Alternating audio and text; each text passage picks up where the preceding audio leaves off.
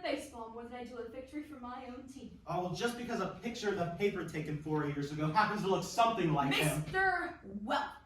I know. Miss Thorpe has the floor.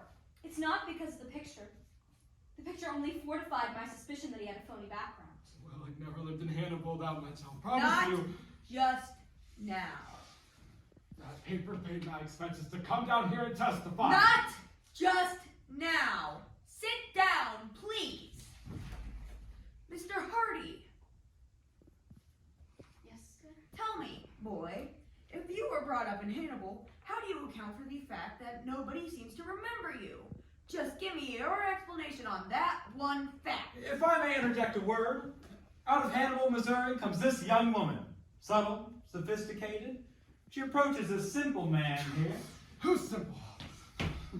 Wait a minute now. Mr. Commissioner, I would like to have one question answered by this Mr. Applegate. If, as you say, Joe Hardy was born in Hannibal, Missouri, why is there no record of his birth?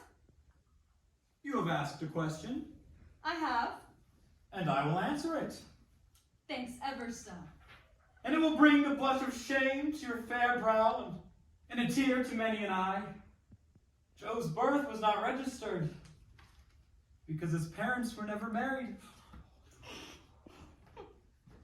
I hope you're satisfied. Yes, we will drop that line of inquiry. I hope this remorseless inquisition has now reached its climax, and... Oh, good. My witness from Mexico City will be here in 30 minutes. 30 minutes? I can't wait. It's 11:12 now. Mr. Commissioner, I've got to say one thing. I've got to make one thing clear. I've been jeered and abused because I wrote that story, but I didn't originate the rumor about Shifty McCoy. I heard it from someone else. Well, who? That platoonist manager of our young phenom. From Mr. Applegate. What? Applegate, that's impossible. Quiet, please. Wait, I'm sorry. What are they talking? What are they talking about? Go ahead. Quiet, please. Mr. Applegate, do I understand? That is one of the most dastardly misrepresentations. Just answer the question. I am called here to answer questions. Instead, let me ask a question. When my time is needed to fight graft and corruption in organized baseball, why am I called upon to quibble with these fellow travelers? We came here to witness. If you please. Just a second, lady. We're with Mrs. Boyd. Get your hands off me, you Republican! If you please. We decided you should speak up. We're material witnesses. Why, hello there, Mr. Hawkins. How are you, Meg? It's the Miller girls. Hello, girls. How are you all? You seem to be old acquaintances. We'd like to take a stand and testify. Well, we'll take an oath or anything.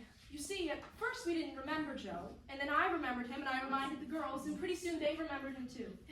Hello there, Joe. I just hardly know you now. You've grown up so. You knew Joe? We picked huckleberries together. You must remember him, Mr. Hawkins.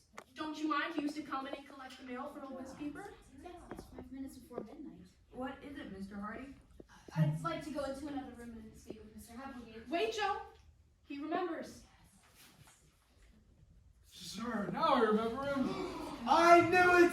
I knew that Joe wouldn't lie. Silence! Silence! Quiet, please! That boy sat right there and let him call him a liar to his face. And now, by God, he's vindicated! I don't want anybody leaving this here room! I said to Betty Van Buren this morning, I said, I know that boy. He's true blue. I know a loyal player when I see one. Why, I says, that boy, he would go to hell for this team.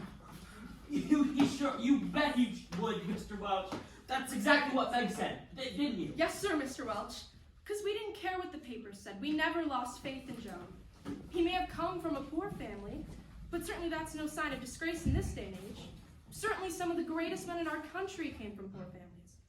And the way it turns out, some of the greatest baseball players did too. You see, we three all knew each other back in Hannibal, and Mr. Hawkins knew us. So when we heard about this thing, we couldn't bear to see an injustice done. And that's why we pushed through. Although the quarters were so crowded, I just thought we'd never make it.